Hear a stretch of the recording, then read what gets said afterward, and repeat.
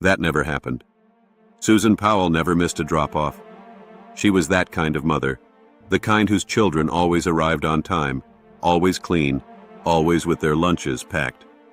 When the daycare called the family home and got no answer, they called Susan's workplace. Nobody had seen her. They called her husband, Josh. No answer. They called her parents. Nobody knew where she was. By mid-morning, the calls had become panic.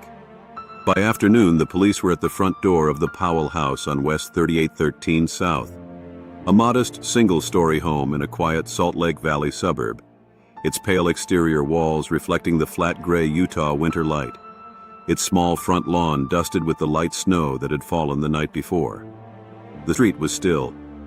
The house was cold. The officers went inside. They found 2 fans running in the living room, positioned deliberately to dry a section of wet carpet.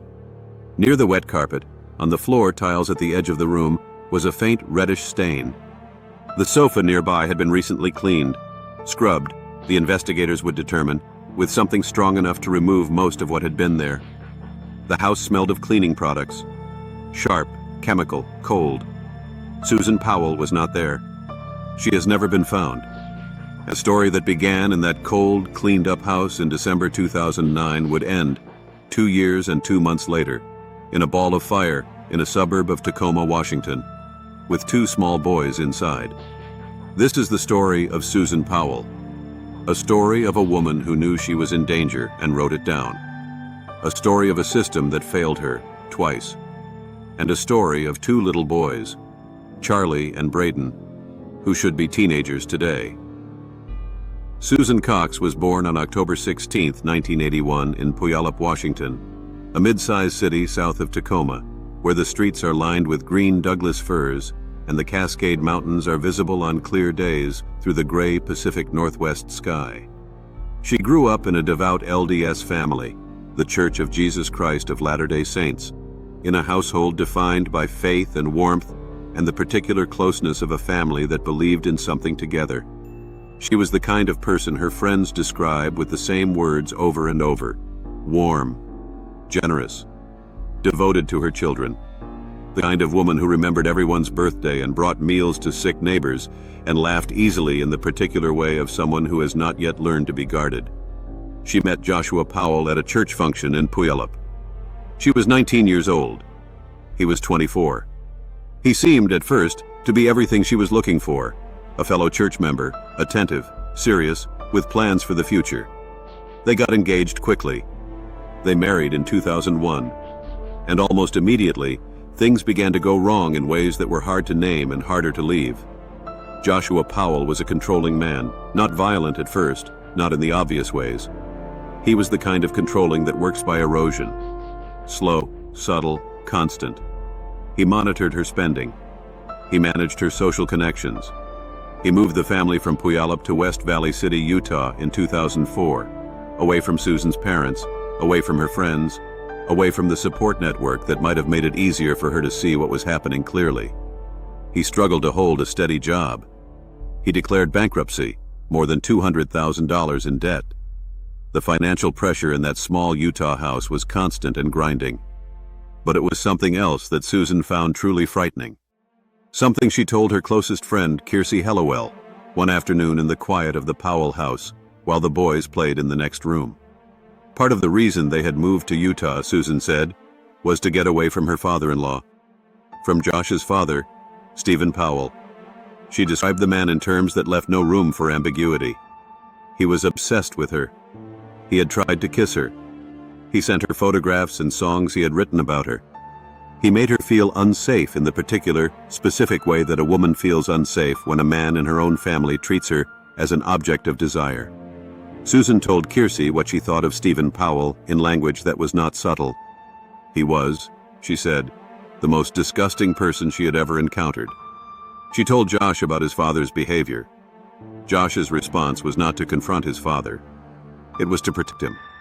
That tells you something important about the kind of man Joshua Powell was.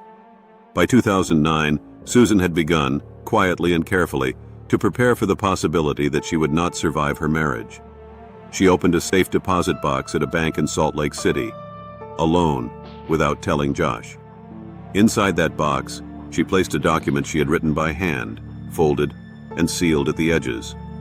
It was titled, Last Will and Testament for Susan Powell. Inside, she wrote that she did not trust her husband. She wrote that he had threatened to destroy her if they divorced. And she wrote the sentence that investigators would return to again and again in the years that followed, the sentence that defines this entire case. She wrote, "If Susan Powell dies, it may not be an accident, even if it looks like one. She knew." She wrote it down. And nobody found that document until after she disappeared. The night of December 6, 2009 was cold and dark in West Valley City. The temperature had dropped below freezing. A thin layer of snow covered the flat suburban streets and the brown lawn in front of the Powell house and the bare branches of the trees along the sidewalk. It was a Sunday night. Charlie was 4 years old. Braden was 2. They were in their beds, in the warm interior of the house, in the particular heavy sleep of small children. Susan's friend and neighbor Giovanna Owings had been at the house that afternoon. She and Susan had eaten together, a meal Josh had prepared, pancakes and eggs. Susan had been tired afterward, she told Giovanna. She wanted to rest. Giovanna left at around 6:30 in the evening. She said goodbye to Susan Powell in the doorway of that house, with the cold Utah air coming in from outside and the warm light of the interior behind Susan's face. It was the last time anyone outside the Powell family saw Susan alive. At some point in the hours after Giovanna left, in the frozen dark of that Sunday night in December, while the streets were empty and the snow lay still on the suburban lawns, Joshua Powell bundled his 2 sleeping sons into the family van in the middle of the night in below freezing temperatures in an active snowstorm and drove east into the desert. He told police he had decided spontaneously to take the boys camping. In the desert, at midnight, in a blizzard, with a 2-year-old and a 4-year-old. He said Susan had stayed home. She was tired. He had left her sleeping. Nobody believed him. Not the detectives who interviewed him. Not Susan's parents, Chuck and Judy Cox, who heard the story and understood instantly, with the particular certainty of people who love someone, what it meant. Not Susan's friend Kiersey, who said the moment she heard Josh was back without Susan, she knew. Susan, Kiersey said, would never have allowed her children to be taken out in the winter desert in the middle of the night. Never. Not for any reason. Not under any circumstances. The police found wet carpet. They found the cleaned sofa. They found the 2 fans running to dry the wet floor. Forensic testing confirmed what the reddish stain already suggested. It was Susan's blood. The area of the carpet that had been wet was consistent with someone having cleaned up a large amount of liquid. The sofa had been scrubbed. The cleaning products were fresh.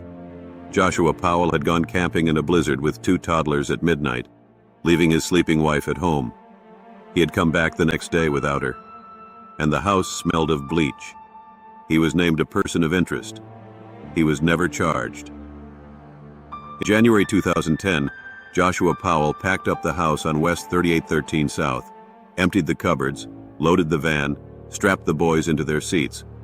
He moved back to Puyallup, Washington, back to his father's house, back to Stephen Powell, the man Susan had fled Utah to escape. What followed was 2 years of a particular kind of anguish that has no name, the anguish of people who know what happened and cannot prove it, who watch the man they believe killed their daughter walk free and post on a website proclaiming his innocence and appear on television maintaining his grief, while 2 small children who have just lost their mother are raised in the house of the man who drove her away. Charlie and Braden lived in that house in Puyallup. They went to school. They played. They grew a little older.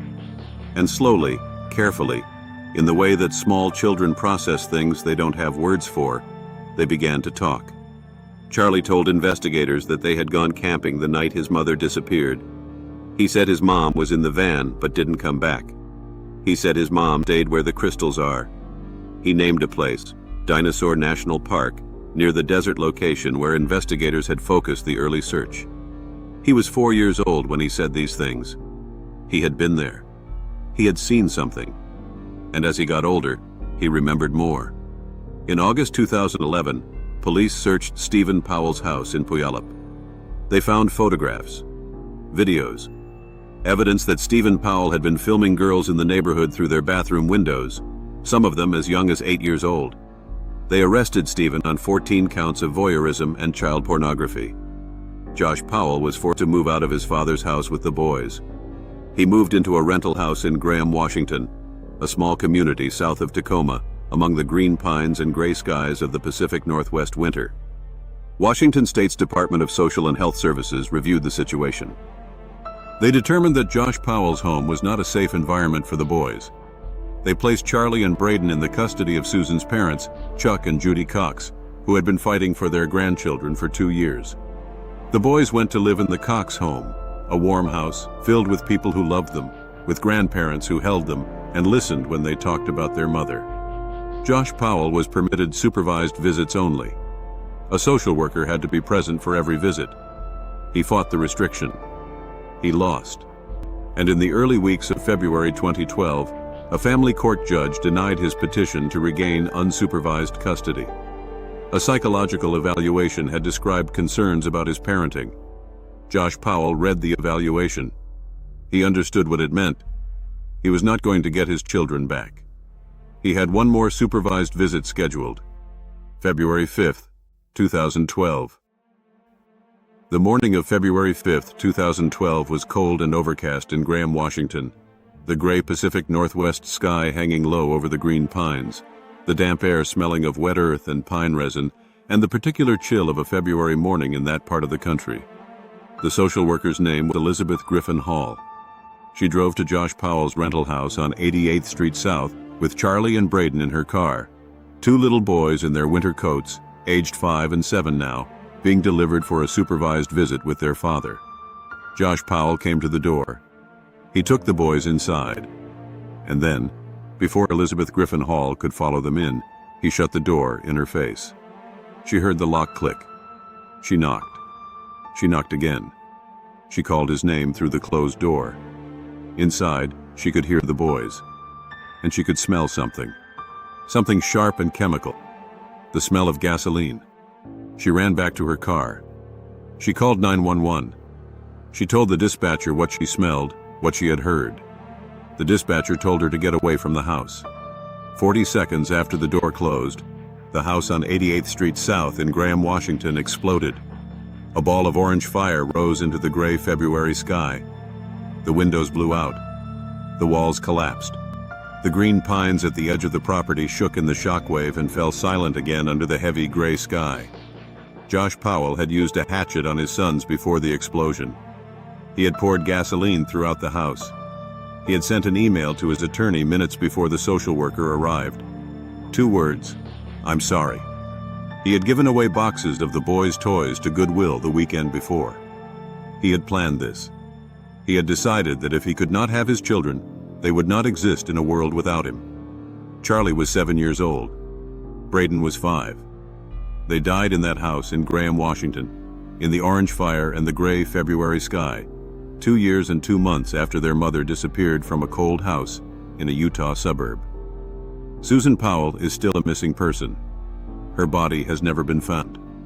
In 2022, a team of explorers searched a mine shaft in the Utah desert, the kind of vertical shaft that Josh Powell had once described, at a Christmas party, as the perfect place to hide a body. They found bones.